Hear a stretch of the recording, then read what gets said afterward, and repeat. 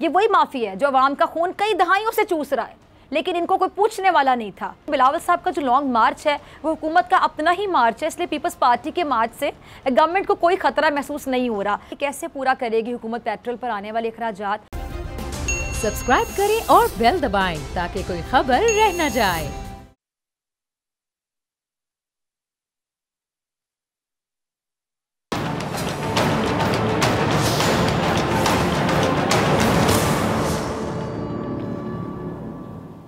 अस्सलाम वालेकुम नाजरीन, मैं हूं डॉक्टर फिजा अकबर खान, मैं हूं पाकिस्तान और आप देख रहे हैं पाकिस्तान के सबसे बड़े न्यूज़ चैनल का नंबर 1 प्रोग्राम ऐसे नहीं चलेगा।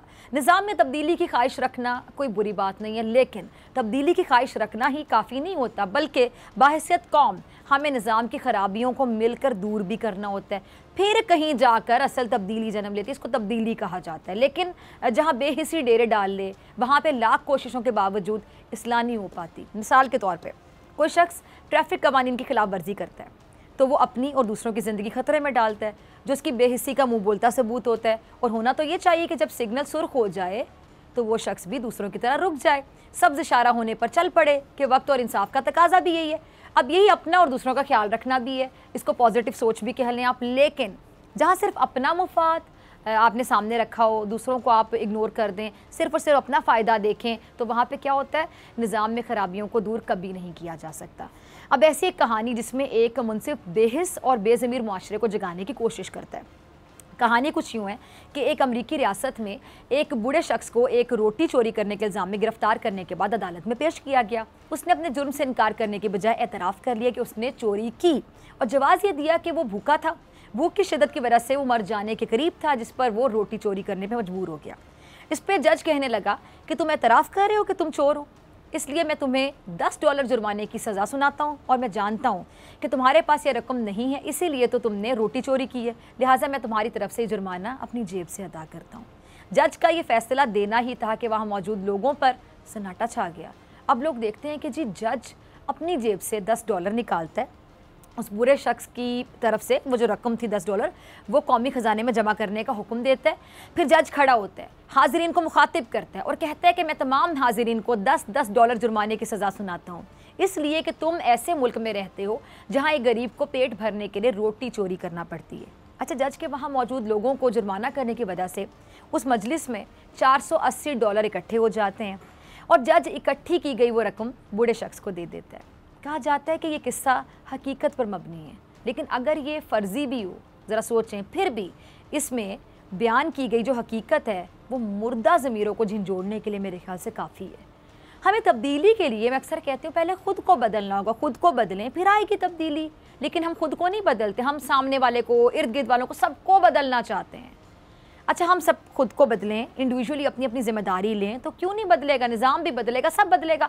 फिर कहीं जाकर इस निज़ाम में वाकई वो तब्दीली आएगी जो हम देखना चाहते हैं, महसूस करना चाहते हैं, फिर वाकई वो तब्दीली नज़र आएगी। अब इस किस्से में जज ने बेहिसी के निज़ाम को अपनी जेब से बूढ़े मुजरिम का जुर्माना अदा करके और लोगों को जुर्माने की सज़ा सुनाकर ख़त्म करने की एक कोशिश की। लेकिन हमारे यहाँ एक ऐसा तबका भी है जो लाख कोशिशों के बावजूद भी खुद को ठीक करने के लिए तैयार नहीं है, बल्कि अपना फ़ायदा देखते हैं, अपना मुनाफा देखते हैं। उस तबके की बात मैं जो कह रही हूँ, उस तबके को क्या कहा जाता है, माफिया, जिसको सिर्फ और सिर्फ अपना मुनाफा अजीज़ है। ये माफिया किसी एक ग्रुप का नाम नहीं है, ये किसी एक मखसूस मैदान में सरगर्म नहीं है।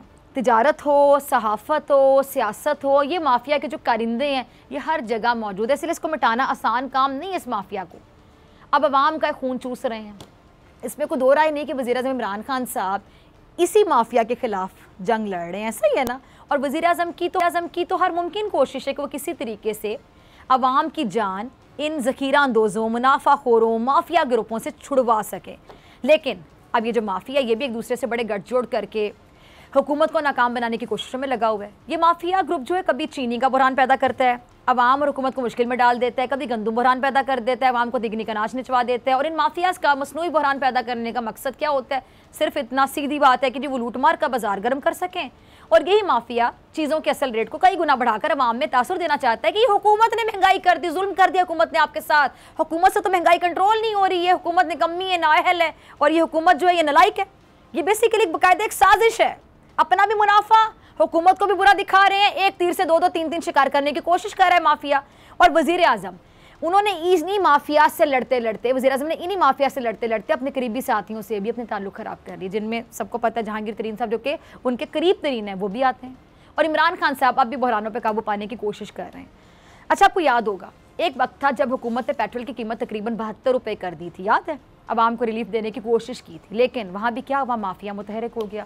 माफिया ने अवाम को माफ़ी नहीं दी, बल्कि तेल की कीमतें कम होने पर अवाम का तेल निकालने का प्रोग्राम बना लिया, और इस तरह माफिया ने गठजोड़ के जरिए पेट्रोल का बहरान पैदा कर दिया। उसके बाद मजबूरन हुकूमत को दोबारा पेट्रोलियम मसनूआत की कीमतें बढ़ाना पड़ी, मजबूरन।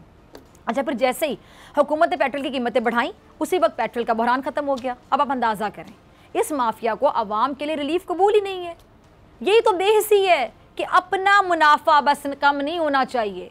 अच्छा, जब जब ज़रा गौर कीजिएगा, जब जब वज़ीर-ए-आज़म रिलीफ देने की बात करते हैं, तब तब ये माफिया ग्रुप अवाम को तकलीफ देने की कोशिशों में मसरूफ़ होता है। वैसे लोग बड़े मीम्स बनाते हैं, बड़े मजाक करते हैं, जी वज़ीर-ए-आज़म ने इस चीज़ का नोटिस ले लिया, अब ये नायाब हो जाएगी, महंगी हो जाएगी, वज़ीर-ए-आज़म ने रिलीफ की बात कर दी, अब तो मसला हो जाएगा। तो आप आगे फिर गहराई में भी जाके देखें ना कि क्यों हो जाएगा मसला। वज़ीर-ए-आज़म या रिलीफ की बात करें या कोई आपको सुकून देने की बात करें तो मसला फिर कर दिया जाता है ना, माफियाज की जानिब से कर दिया जाता है। वो मसला वज़ीर-ए-आज़म नहीं करते हैं, वो माफिया सरगर्म हो जाता है।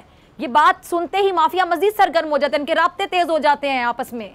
ये गठजोड़ बहुत ज्यादा मजबूत है, ये माफिया है जिसके खिलाफ जंग लड़ रहे हैं इमरान खान साहब। अभी ताज़ा एग्जाम्पल आपको देना चाहूँगी। अब वज़ीर-ए-आज़म साहब ने क्या किया जी, पेट्रोल की कीमतों में 10 रुपये की कमी कर दी। अब कीमत कम होने की देर थी, क्या हुआ जी, पेट्रोल माफिया के पेट में दर्द शुरू हो गया। और माफिया को कहाँ बर्दाश्त होना था कि पेट्रोल को कम मुनाफे में फ़रोख्त करें, इसने इन्होंने कीमतों में कमी के खिलाफ महाज से जाने का फैसला कर लिया। क्या किया जी, पेट्रोलियम मसनूआत की कीमतों में कमी के फैसले के मामले पर ही जो तेल कंपनियां हैं ना, इन्होंने तहफ़्फ़ुज़ात का इजहार कर दिया। जब पेट्रोल की कीमतों में इजाफा होता था तो तब तेल की कंपनियों को कोई तकलीफ नहीं होती थी, पेट में मरोड़ नहीं उठते थे, और बल्कि डबल मुनाफे में तेल फरोख्त किया करते थे, बड़ा इंजॉय करते थे, मुनाफा कमा रहे हैं। लेकिन अब इनको तकलीफ है, पेट में दर्द है कि इन्होंने जिन दामों पेट्रोल खरीदा था वो इस हिसाब से मुनाफा ही नहीं कमा सकेंगे। यानी अपना अपना उल्लू सीधा करना है ना, सब ने अपनी अपनी पड़ी कि मेरा मुनाफा कितने, मेरी जेब कितनी भरेगी, बेहिस्सी। अब साफ अल्फाज में लग ऐसा रहा है कि जो तेल की जो कंपनी है अब पेट्रोल की कीमतें वापस बढ़ाने पर हुकूमत पर दबाव डालने की कोशिश कर रही है कि बढ़ाएं इन कीमतों को, और ऐन मुमकिन है कि इस बार भी ये माफिया एक बार फिर से पेट्रोल बहरान पैदा करने की कोशिश करे।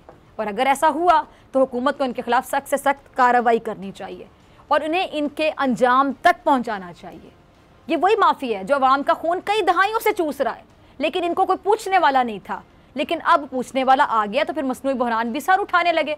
और हुकूमत ऑपोजिशन का पेट्रोल की जो कीमतें हैं वो कम होने के बावजूद मनफी रवैया देखते हुए कह रही है कि जी ऑपोजिशन और माफिया में कोई फ़र्क नहीं है। अब इसीलिए फवाद चौधरी साहब वो बड़ी हैरानी का इजहार कर रहे हैं कि जी ऑपोजिशन पेट्रोल कीमतें कम होने पर सीख पा क्यों हो रहे हैं। फवाद चौधरी कह रहे हैं कि जी आलमी मंडी में जो कीमतें हैं उसमें इजाफे के बावजूद पाकिस्तान में महंगाई नीचे जा रही है, ये तो हमारे लिए इत्मीनान का बाइस होना चाहिए, ना कि परेशानी का। तो टेंशन कैसी है। अच्छा, फवाद चौधरी साहब ने और भी क्या कहा कि जी ऑपोजिशन को जो असल दुख है ना, वो कह रहे हैं वो अगली बारी ना मिलने का। ये फवाद चौधरी साहब की अपनी राय भी हो सकती है, लेकिन वज़ीर-ए-आज़म इमरान खान साहब आवाम को सुख की बारी देना चाहते हैं और आवाम को हकीकी रिलीफ देने की कोशिश कर रहे हैं, और नज़र आ रही है कोशिश। ज़रा सुनिएगा क्या कहते हैं प्राइम मिनिस्टर साहब। जी, तो सुना आपने इमरान खान साहब को। वज़ीर-ए-आज़म इमरान खान साहब ने कामयाब पाकिस्तान प्रोग्राम के तहत बिलासूद कर्ज़ों का आगाज़ किया है। उनका ये कहना है कि नज़रिया पाकिस्तान पर अमल ना होने की वजह से हम आगे नहीं बढ़ सके। ताकतवर को माफ़ी, कमज़ोर को सज़ा देने वाला मुआशरा ख़त्म हो जाता है। जिस कौम में इंसाफ ना हो वो तबाह हो जाती है। और पाकिस्तान ने एक फ़लाही रियासत बनना था, हमने इस्लामी उसूलों पर पाकिस्तान को खड़ा करना था। जिस नज़रिए के तहत पाकिस्तान बना था हम उस पर चले नहीं हैं। जो कौम अपने नज़रिए से हटती है वो कभी कामयाब नहीं हो सकती है, और जो इंसान नज़रिए से हटता है वो भटक जाता है। जिस कौम में इंसाफ नहीं होता वो तबाही होगी। अब वज़ीर-ए-आज़म आज भी जुल्म के निज़ाम को ख़त्म करने की बात कर रहे थे, और जुल्म का निज़ाम ख़त्म करने के लिए सबसे पहले माफिया ग्रुप का खात्मा करना है, जो अवाम पर मसनूई महंगाई के बादल बरसाकर उन्हें रोटी की फ़िक्र में डबो देते हैं। अच्छा, ज़रा गौर तलब बात ज़रा देखिएगा नाज़रीन, गौर कीजिएगा। वज़ीर-ए-आज़म साहब वो पहले शख्स हैं जो सरेआम अपनी आवाम को टैक्स से हासिल होने वाली रिकॉर्ड आमदनी के बारे में बता रहे हैं। माजी की हुकूमतें टैक्स तो इकट्ठा करती थीं, लेकिन वो टैक्स करप्शन और दीगर अय्याशियों में खर्च हो जाया करता था। लेकिन वज़ीर-ए-आज़म ने पेट्रोल और बिजली की कीमतों में कमी इसी हासिल करदा टैक्स के पैसों की मदद से की है ना। अगर ये चाहते खान साहब, हमारे प्राइम मिनिस्टर साहब अगर चाहते तो वो भी टैक्स के पैसे हुकूमती खर्चों पर उड़ा देते। लेकिन वो आवाम के साथ अपना किया गया वादा निभाने की एटलीस्ट कोशिश कर रहे हैं। और वादा क्या था कि इमरान खान टैक्स से हासिल होने वाला पैसा आवाम पर लगाएंगे। वज़ीर आज़म आवाम से ये अपील कर रहे हैं कि वो जितना ज़्यादा टैक्स देंगे, जो निचला तबका है वो उतना ही तेज़ी से ऊपर आने लगेगा, क्योंकि वो टैक्स से हासिल होने वाली जो रकम है सिर्फ गरीब आवाम की फलाह के लिए खर्च करेंगे। लेकिन अपोजिशन अपनी सारी तवानाइयाँ हुकूमत को गिराने में खर्च करने पर लगी हुई है। कभी हुकूमत की इत्तेहादी जमातों को बहकाने की कोशिश करती है, कभी हुकूमत के खिलाड़ियों को अपने साथ मिलाकर हुकूमत के खिलाफ मैच जीतने के जतन कर रही है। लेकिन अब तक तो ये सब कुछ नाकाम ही हो रहा है, फ़ायदा तो उनको नहीं हो रहा, लेकिन समझ इनको फिर भी नहीं आ रही है। अच्छा, शाह महमूद कुरैशी साहब तो बाकायदा ही कह चुके हैं कि अपोजिशन हार चुकी है और अपनी हार छुपाने के लिए नमने के झूठे दावे कर रही है। ज़रा चलाइएगा कुरैशी साहब का क्लिप। जी, तो सुना आपने शाह महमूद कुरैशी साहब को कह रहे हैं कि जी अपोजिशन नंबर्स पूरा करने का नाटक कर रही है। अच्छा, काफ लीग की जानिब से कुछ दिन पहले मुनस्सिर ने वज़ीर आज़म साहब को वाज़ेह पैगाम दिया था क्या कि जी वो अपने खिलाड़ियों को कहें कि घबराना नहीं है। और वज़ीर आज़म ने, आपको याद होगा, जवाब में मुनस्सिर और उनकी जमात पर मुकम्मल एतमाद का इजहार भी किया था।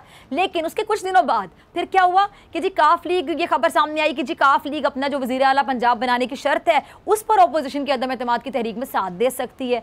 और फिर यही वजह थी कि इन अफवाहों का जोर तोड़ने के लिए वज़ीर आज़म साहब ने बराह रास्त चौधरी बरादरान का जो दिल का अहवाल है वो जानना चाहा। वो चौधरी बरादरान से मिले। मुलाकात में चौधरी शुजात ने हुकूमत के साथ खड़े रहने की यकीन दहानी करे और साथ ये भी कहा, जो बड़ी बात है, नून लीग वाले अगर इस बात को सुन लें, और सुना भी उन्होंने, कि उन्होंने कहा कि वो नून लीग पर एतमाद नहीं कर सकते। काफ लीग वालों ने कहा, चौधरी साहब ने कहा, हम एतमाद नहीं करेंगे इन पर। जारी बात है, नून लीग ने माजी में डसा इतनी बार है इन्हें, अब क्यों एतमाद करेंगे? जरा सी बेकल होगी तो क्यों करेंगे? अब यही वजह है कि वज़ीर आला पंजाब उस्मान बुज़दार साहब भी अपोजिशन में बकायदा तंज कर रहे हैं। क्या कह रहे हैं कि जी हमारी चौधरी बरादरान से जो मुलाकात है इंतहाई ज़बरदस्त रही। अब हुकूमत को नहीं बल्कि अपोजिशन को घबराना है। हम खुलकर खेलेंगे, डरेंगे नहीं, इत्तेहादी हमारे साथ हैं और अवाम भी हमारे साथ है। अब नाज़रीन, जिस इत्तेहादी और जिस साथी से देखें, ज़रा गौर करें कि जिस से इमरान खान साहब राब्ते कर रहे हैं वो उनके साथ होते चले जा रहे हैं, यानी दूरियाँ नज़दीकियों में बदलने लगी हैं। और अब तो ये भी खबर है कि जी वज़ीर आज़म साहब बहुत जल्द MKM की आला क़यादत से मुलाकात करेंगे। और अब तो हुकूमती जो वज़रा हैं अपोजिशन को तासुर भी दे रहे हैं कि जी हुकूमत को तोड़ते तोड़ते कहीं अपोजिशन के अपने लोग ही उन्हें ना छोड़ दें। अब इस वक्त लग ऐसा रहा है कि हुकूमत का जो मोराल है बुलंद है और अपोजिशन का मोराल नीचे गिरना शुरू हो गया है। और यही वजह है कि शाहिद खाकान जो है अब काफ लीग की तरफ देखना छोड़ चुके हैं। इसको मायूसी कह दें या समझ गए हैं या वो कहते हैं कि अंगूर खट्टे हैं, जो भी कह दें। ज़रा सुनिएगा अब्बासी साहब। जी, तो सुना आपने शाहिद खाकान अब्बासी साहब को कह रहे हैं कि जी तहरीक अदम एतमाद चौधरी बरादरान के बगैर भी कामयाब हो जाएगी। काफ लीग ने फैसला करना है कि इक़्तिदार के साथ रहना है या फिर अवाम के साथ रहना है। वज़ीर आज़म के इक़दामात घबराहट का नतीजा है। पाकिस्तान के हर लीडर का बैरूनी दौरा कामयाब भी होता है, नाकाम नहीं होता। वज़ीर आज़म के दौरा रूस से हासिल क्या हुआ ये बता दें। और हुकूमत ने अवाम के लिए जो ऐलानात किए हैं वो हकीकत पर मबनी नहीं है। अब सवाल ये कि अगर तहरीक अदम एतमाद की तहरीक काफ लीग के बगैर ही कामयाब हो सकती थी तो फिर नून लीग ने काफ लीग से राब्ते क्यों बढ़ाए? ये कहाँ सवाल। लेकिन नून लीग के पास शायद इसका कोई जवाब नहीं होगा, क्योंकि बहुत से सवालों का जवाब वो गोल मोल कर जाते हैं। साहब भी ना हुकूमत पे कई सवालात उठा रहे हैं, बल्कि सिर्फ सवालात नहीं इल्ज़ामात भी लगा रहे हैं। ज़रा सुनिएगा। जी, तो सुना आपने बिलावल को, वो कह रहे हैं कि जी ये नया पाकिस्तान नहीं है बल्कि महंगा पाकिस्तान है। और खान साहब की तब्दीली ने मुल्क को तबाही के दहाने पर पहुँचा दिया, जिससे निजात हासिल करना बहुत ज़रूरी हो गया है। अच्छा, एक तरफ बिलावल वार कर रहे हैं और दूसरी जानिब मुराद सईद भी बिलावल पर तनकीदी तलवार से यलगार कर रहे हैं। जरा चलाइएगा इनका क्लिप। जी, तो सुना आपने मुराद सईद साहब क्या कह रहे हैं कि जी फरजंदे जरदारी ने कराची को कचरा कुंडी बना दिया। हुकूक सिंध मार्च से इनकी बुखलाहट में इजाफा हुआ। सिंध पर 3 दहाइयों से पाकिस्तान पीपल्स पार्टी की हुकूमत है। सिंध में स्कूलों से फर्नीचर असातिज़ा गायब हैं। कराची में अमन अमान की सूरत हाल इंतहाई ख़राब है। हज़ारों डकैती और आज़नी के वाक़यात हो चुके हैं। लोगों को घरों की दहलीज पर लूटा जा रहा है, जबकि सिंध पुलिस में जराइम पेशा अफराद को भर्ती किया गया है। मुराद सईद ने बिलावल भुट्टो को मशवरा ये दिया है कि बल्दियाती इंतखाबात आ रहे हैं और अभी आपके सीखने के दिन है। पहले कौंसलर का इलेक्शन लड़ें, फिर बड़ों से सवाल करें। अब एक तरफ हुकूमत पीपल्स पार्टी पर इल्ज़ामात लगा रही है और दूसरी जानिब राजा परवेज़ अशरफ भी हुकूमत को झूठा और नाअहल करार दे रहे हैं। ज़रा क्लिप चलाइएगा। पीपल्स पार्टी का लॉन्ग मार्च मुल्की सियासत में गेम चेंजर होगा, ऐसा कहना है राजा परवेज़ अशरफ साहब का। वो ये दावा कर रहे हैं कि पीपल्स पार्टी का लॉन्ग मार्च पाकिस्तान की तारीख का सबसे बड़ा लॉन्ग मार्च है, जिसमें लाखों लोग मौजूद हैं। हर तबका फ़िक्र के लोग बिलावल ज़रदारी के काफ़िले का पंजाब में दाखिल होने का इंतज़ार कर रहे हैं। झूठ और फरेब की सियासत ख़त्म करने के लिए लॉन्ग मार्च किया जा रहा है। अब पीपल्स पार्टी हुकूमत से जान छुड़वा कर अपनी मर्जी की तब्दीली लाना चाहती है और नून लीग भी अपनी पसंद की तब्दीली लाने पर यकीन रखती है। लेकिन सवाल ये है कि क्या अपने अपने मुफादात पर मबनी तब्दीली लाने से अवाम का फ़ायदा, अवाम का भला होगा? अवाम को अपोजिशन के एहतजाज से कोई लेना देना नहीं है, कोई सरोकार नहीं है, और ना ही तहरीक इंसाफ के सिंध हुकूक मार्च से इन्हें कोई लेना देना है। अवाम को रोटी, कपड़ा, मकान की कीमतों में कमी की तब्दीली चाहिए, वरना अवाम तो हर जमात की तब्दीली को रद्द कर देंगे, जुमला कह उठेंगे कि अब ऐसे नहीं चलेगा, अब ऐसे नहीं चलेगा। मिलते हैं ब्रेक के बाद।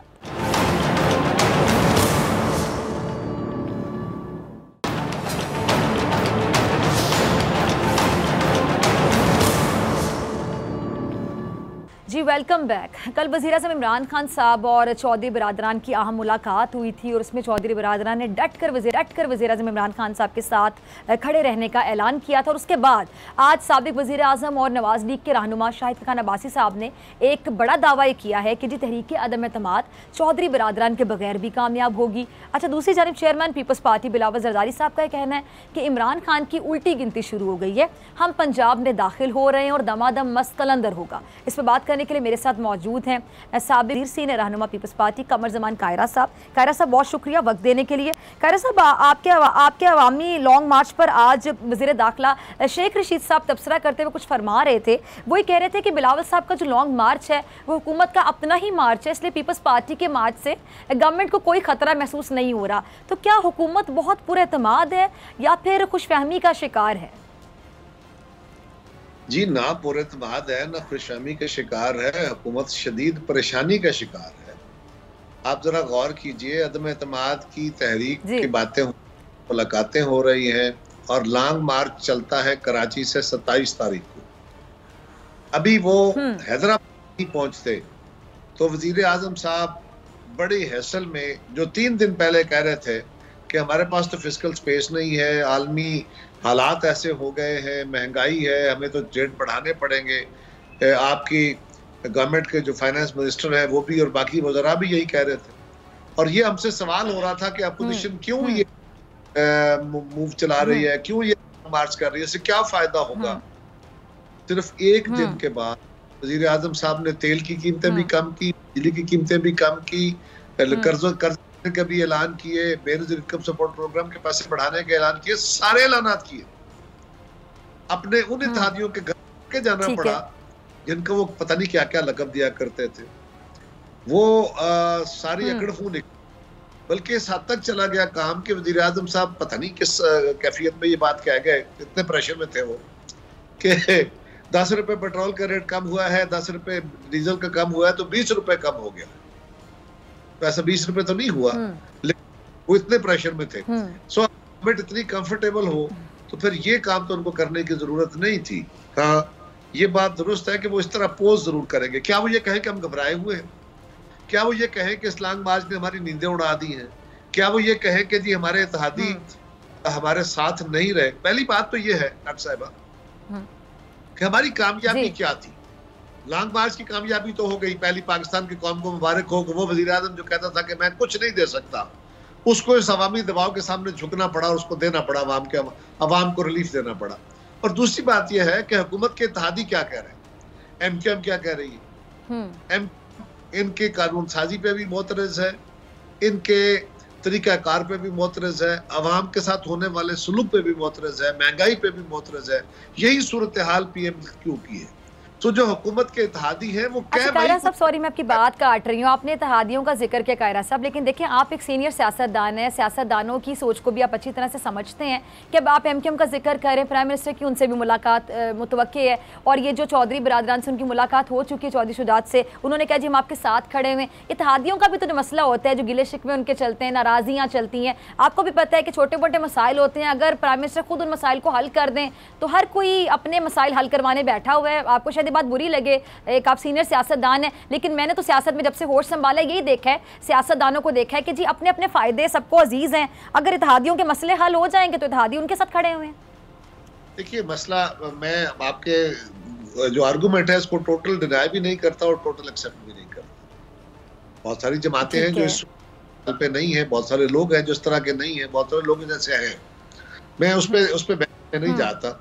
लेकिन ये बात पहली तो देखे ना, हमारी पहली ये थी, हम कह रहे हैं महंगाई बहुत है, लोगों की जिंदगी हो गई है, यही बात PML क्यों कह रही है, यही बात कह रही है। हम कह रहे थे कि आप जब थे वो पूरे करें, लोगों को हालात जिंदगी तंग हो गए हैं, यही बात वो कह रहे हैं, यही बात हम कह रहे हैं। वो हम कह रहे थे कि खारजा पॉलिसी पर कुछ नहीं, वो भी यही कह रहे हैं। सो जो बातें, जो अपोजिशन का नैरेटिव था, उसको इत्तेहादियों ने एक्सेप्ट किया, हुकूमत के अपने लोगों ने भी एक्सेप्ट किया, और जो हुकूमत के अंदर बैठे हुए अपने टिकटों पे आए हुए लोग हैं, उनकी भी हालत यह है कि वो खुद इस वक्त अवामी दबाव के साथ मजबूर है और उसका दबाव का शिकार है। इसी वजह से वो राब्ते में है अपोजिशन से, क्योंकि अगले इलेक्शन में उनको पीटीआई के टिकट पे वोट मिलते नजर नहीं आते, इसलिए ये एक सियासी दबाव है उन पे। ठीक है। अच्छा कायरा साहब, ये जो हुकूमत की जानिब से कहा जा रहा है कि तहरीक अदम एतमाद के लिए जो नंबर गेम उसको पूरा करने के लिए जो आसिफ अली ज़रदारी साहब को टास्क दिया गया था, वो कहते थे मामला ये फंसा हुआ है, तो अब ये जो हुकूमती वुज़रा हैं वो ये दावा करें कि जो अपोजिशन में डेडलॉक हो गया तहरीक अदम एतमाद लाने पर, क्या वाकई सच है या ऐसे ही कह रहे हैं वो? ये शुरलियाँ छोड़ते रहते हैं वज़रा, क्या करें, उनको कुछ ना कुछ तो कहना है ना। आपके सवाल है उसका भी जवाब है, वो कहेंगे कि जी कुछ नहीं बन रहा, मुझसे सवाल करेंगी तो मैं कहूंगा कि बिल्कुल तैयारी है। दोनों तरफ से सवाल का जवाब ऐसे ही आना है, इसलिए कि अगर मैं कहूं कि हमारे हालात कोई, तो हमारी तारीख गई, अगर वो कहे कि हमारे हालात कोई नहीं तो गवर्नमेंट गई। सो जब तक ये आदमी किसी तरफ बैठता नहीं तब तक तो यही सवाल जवाब होते रहे। यानी अभी सियासी मंजरनामे को देखकर ये लग रहा है कि जो सबसे बड़ा सियासतदान वो होगा जो अंदर के हालात को बाहर ना आने दे चेहरे पे, मतलब कहता कुछ जाए अंदर से, चाहे आप घबराए हुए हों।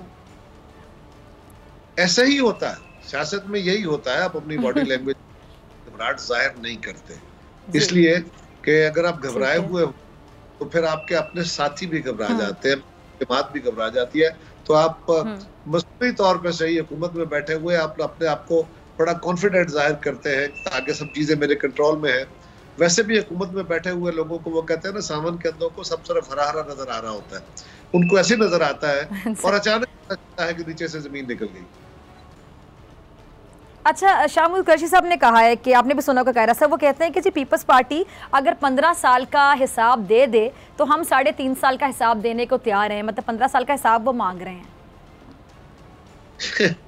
पहली बात तो ये है कि सियासी नारा जरूर है, सियासी भी नहीं, सियासी नारे तो बड़े संजीदा होते हैं, ये एक गैर सियासी नारा है अवाम की एक मकबूलियत के लिए, एक आर्गुमेंट को बढ़ाने के लिए। डॉक्टर साहिबा, कभी किसी ने अवामी सवाल किए हैं परफॉर्मेंस का इंडिकेटर एज क्या होती है, उसको जज कैसे किया जाता है, उसको जज तो लोगों के वोट से किया।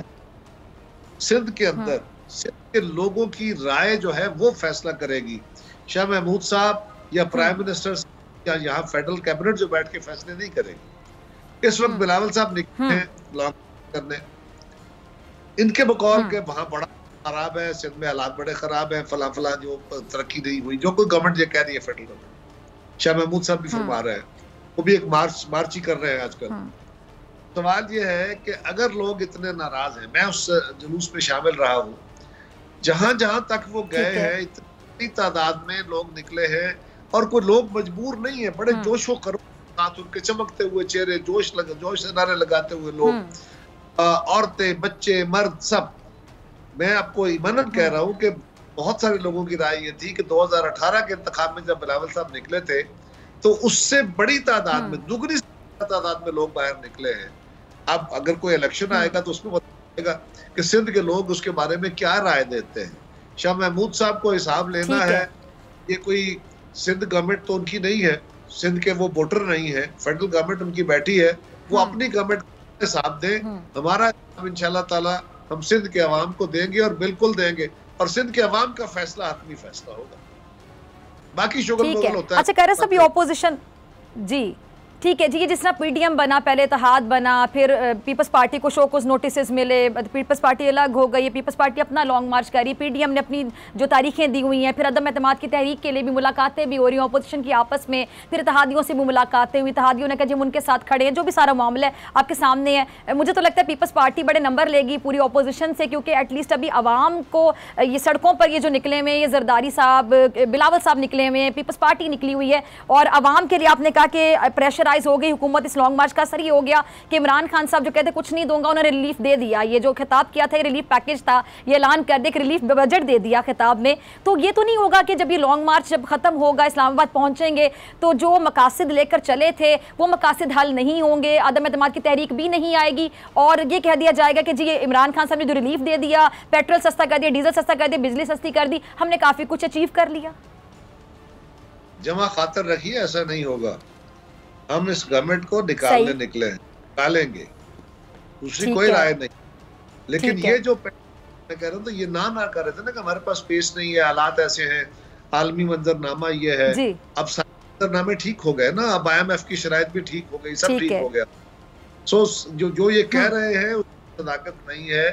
हाँ, पीपल्स पार्टी ने जो बात कही थी कि इनके खिलाफ अदम एतमाद लानी चाहिए, अब सारे दोस्त इस पे राजी हो गए। आज से 1.5 साल पहले हो जाते, उस वक्त अदम एतमाद हो गई होती, ये मुल्क और मजीद मुश्किलात का शिकार ना हो।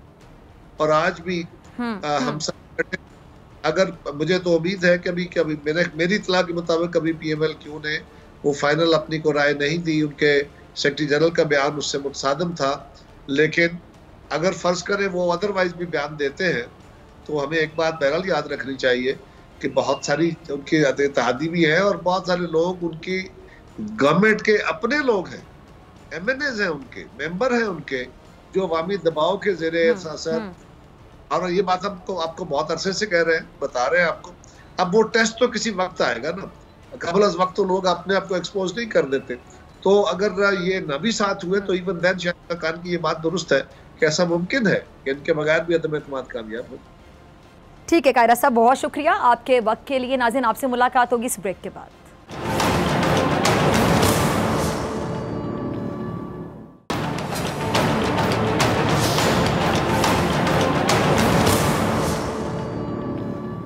वेलकम बैक नाज़रीन। वज़ीर-ए-आज़म इमरान खान साहब ने कौम से वादा किया है कि शहरी जितना टैक्स देंगे वो उसे निचले तबके पर लगाएंगे, और वज़ीर-ए-आज़म ने यह भी कहा कि FBR की कारकर्दगी की वजह से पेट्रोल, डीजल और बिजली पर सब्सिडी देने के काबिल हुए हैं। जबकि दूसरी जानिब हुकूमत ने एक सनती एमनेस्टी जो पैकेज है उसका ऐलान किया, जिसके तहत सरमायाकार अपना पैसा सनतों में लगा सकेंगे और उनसे कोई सवाल नहीं किया जाएगा। इस एमनेस्टी स्कीम के तहत मैन्युफैक्चरिंग सेक्टर में सरमायाकारी करने वालों को एमनेस्टी देने की और सिर्फ 5% रियायती टैक्स लागू होगा। इस पर बात करने के लिए मेरे साथ मौजूद हैं साबिक वज़ीर ख़जाना डॉक्टर सलमान शाह साहब। डॉक्टर साहब, बहुत शुक्रिया वक्त देने के लिए। डॉक्टर साहब, ये जो नई स्कीम है इसमें सरमायाकारों को मजमूई रकम पर 5% टैक्स की अदायगी की सूरत में ज़राए आमदन ना जाहिर करने की छूट होगी, तो आप कैसे देख रहे हैं इस एमनेस्टी स्कीम को? हुकूमत कितना फ़ायदा उठाएगी इस स्कीम से?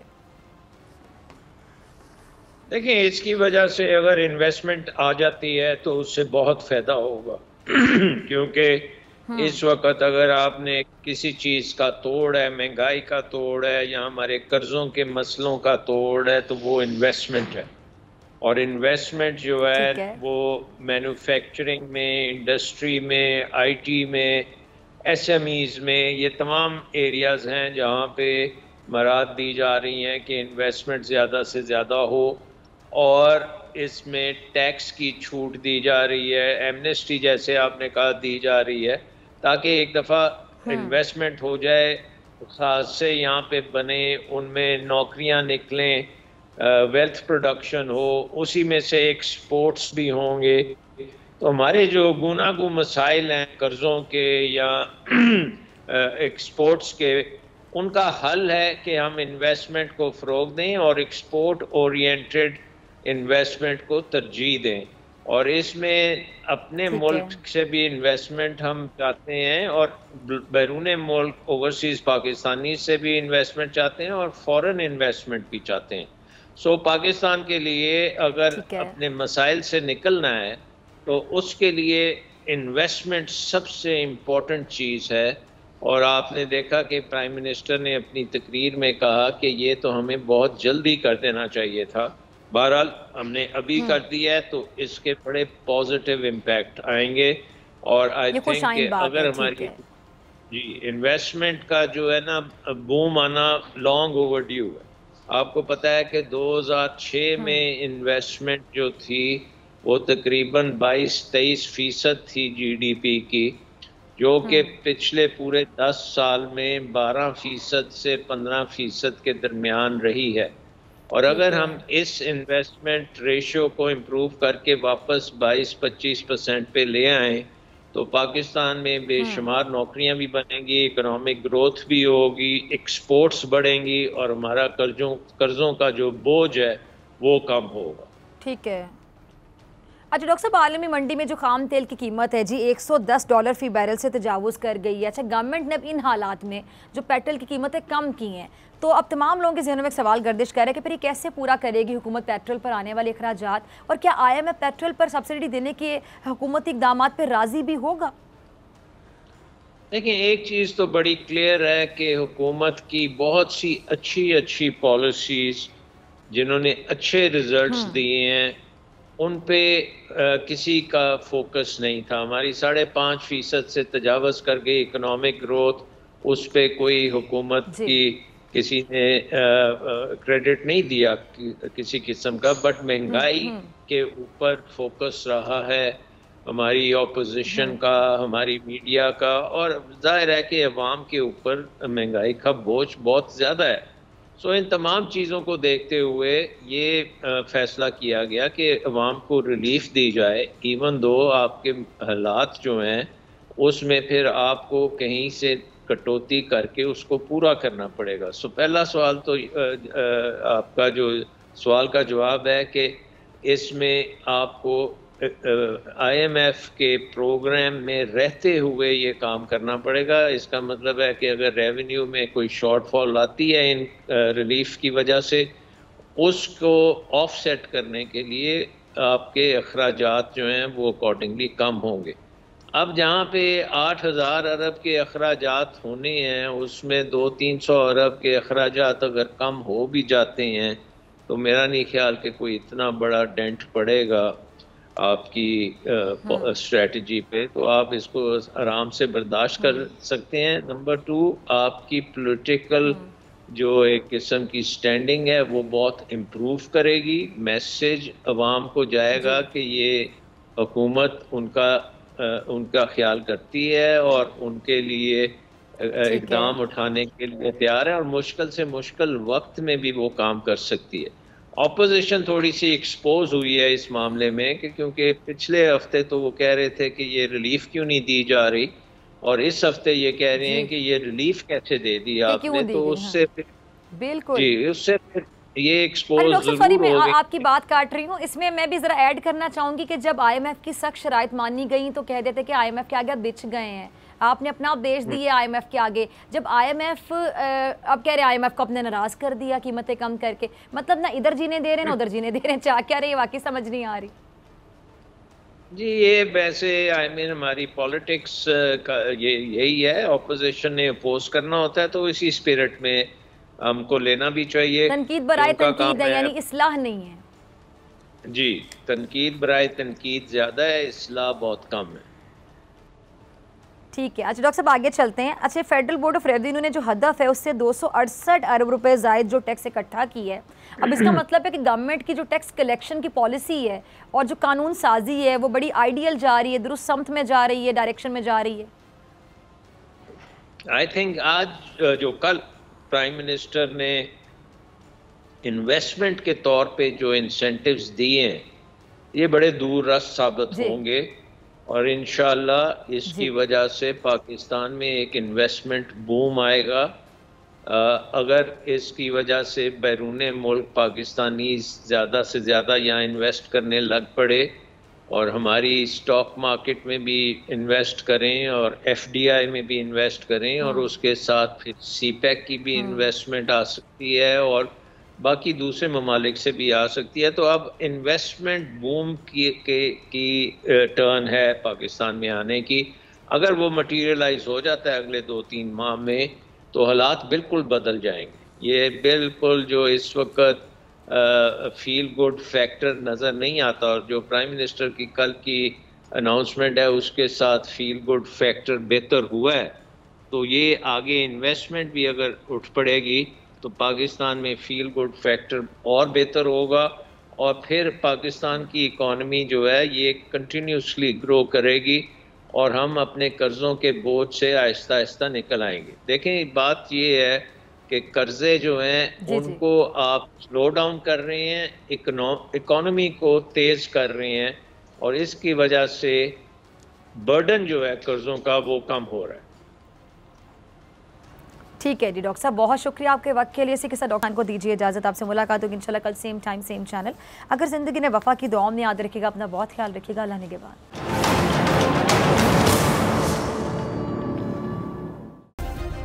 सब्सक्राइब करें और बेल दबाएं ताकि कोई खबर रह न जाए।